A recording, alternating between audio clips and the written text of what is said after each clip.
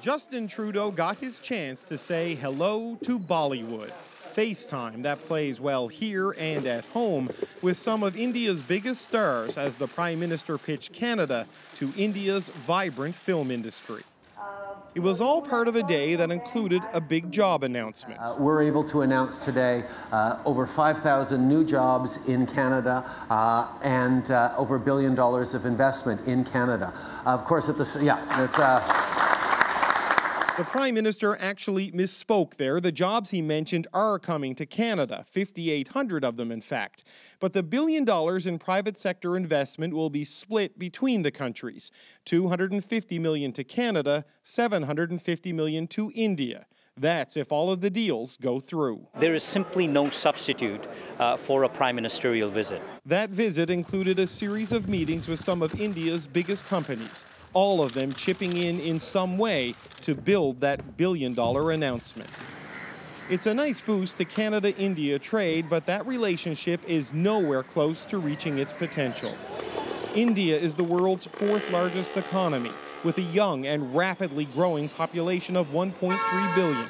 Strong growth adds millions of people to the Indian middle class each year. But Canada and India do less trade in a full year than Canada and the United States do in a single week. The $250 million the Prime Minister announced today crosses the Canada-U.S. border every 3 hours. That's a good start.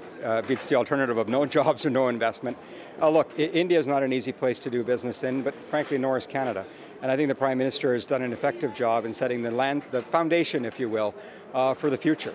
India's Prime Minister has pushed economic reforms that make it easier to invest here, but the two countries are still working on an investment protection agreement that would make it safer for Canadian companies to pour money into the country. It's one of the major obstacles to a serious boost in trade, and Canadian officials are making it clear they don't expect an agreement on that front during this trip. David Cochran, CBC News, Mumbai. So no major breakthroughs on the trade front, though it's not for lack of trying. Canada and India have actually been talking about a free trade agreement since 2010, when Stephen Harper was Prime Minister. This will be of enormous benefit to both of our countries and obviously of particular interest to the Indo-Canadian business community. But since that handshake, not much real progress towards inking a deal. Still, we know that trade leads to growth. The current government wants one too. And there is a lot at stake. India is now the world's fastest growing economy, and trade between the two countries has already doubled in the last decade.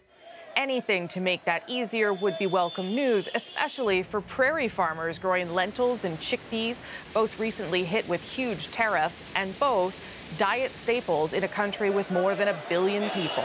I will continue to talk about pulses and agricultural exports from Canada, imports to India at every chance I get.